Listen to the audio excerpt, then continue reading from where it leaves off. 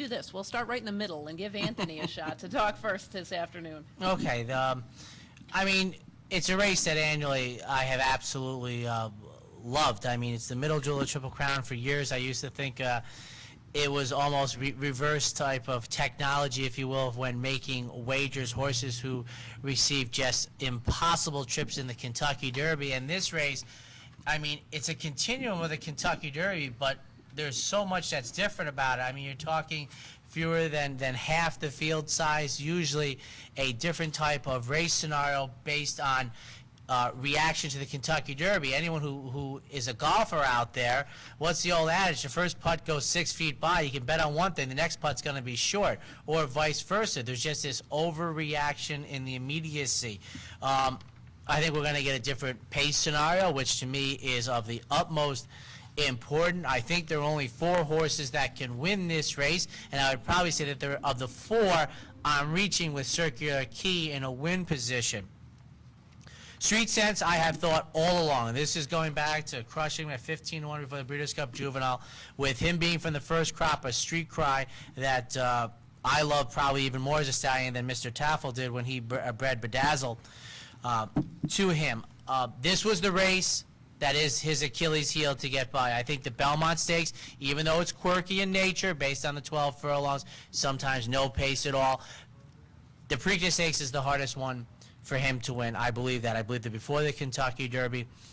And the thing here is he's 7-5 on the morning line. So for me, he is, I can't bet him. And my rule of thumb when our colleague Dick Powell invited me to start doing this publicly years ago is I don't select horses that I wouldn't bet on, and I'm not going to bet on Street Sense at a very short price.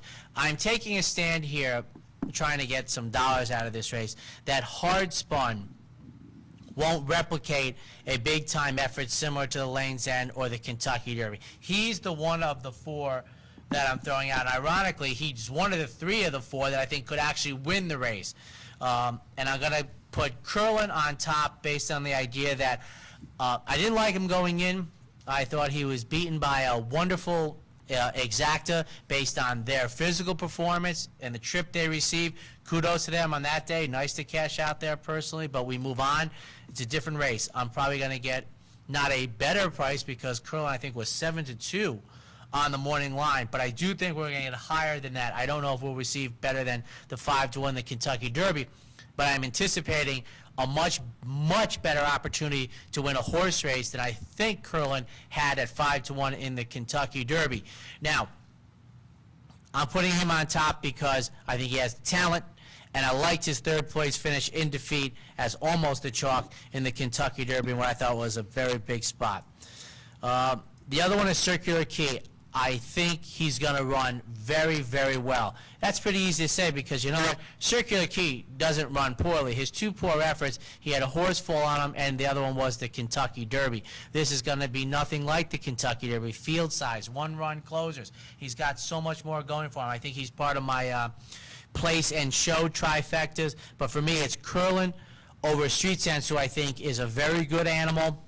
Great animals win the Triple Crown. I think Street Sense will be well meant in the Belmont Stakes based on multiple angles. He comes back in 2 weeks. One thing that Carl Nasker hasn't said, and people have been writing about Carl Nasker, you know, when he has an object down the road pointing to it doing very well.